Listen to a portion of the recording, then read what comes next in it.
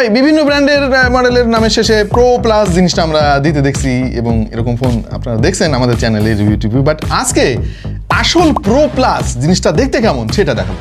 খেয়াল করে দেখেন, এটা হচ্ছে আইকিউ নিও 10 প্রো প্লাস।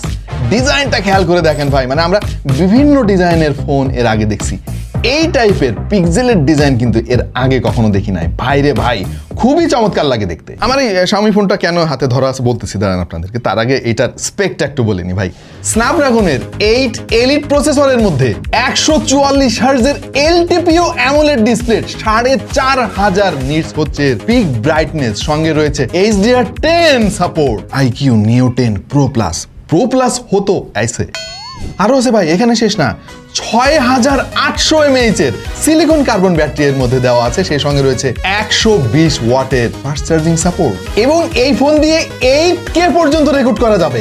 বাংলাদেশে এই ফোনের 12256GB ভেরিয়েন্টের ফোন অলরেডি পাওয়া যাচ্ছে, এবং সেটা আবার UFS 4.1।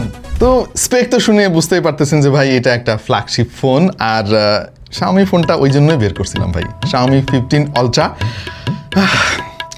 1,90,000 টাকা নিছিল ভাই, শুরুর দিকে কিনছিলাম, এই জন্য দাম বেশি নিছিল, এখন একটু কমে গেছে অবশ্য।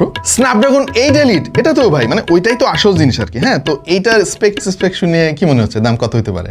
ভাই এইটা 3 ভাগের 1 ভাগ ভাই, 64,000 টাকা। মানে ভাই দিয়ালে আমার মাথা ঠুকতে ইচ্ছা করতেছে। এনিওয়ে, এই অসম্ভবকে সম্ভব করেছে আইকিউ নিও 10 প্রো প্লাস, এবং আমাদের হাতে অলরেডি চলে আসছে। এটা নিয়ে কিন্তু আমরা ফুল রিভিউর জন্য সব বন্দোবস্ত করে রাখছি, খুব শীঘ্রই দেখতে পাবেন টেক টু দ্য পয়েন্টে। সুতরাং সাবস্ক্রাইব করে রাখেন এখনই।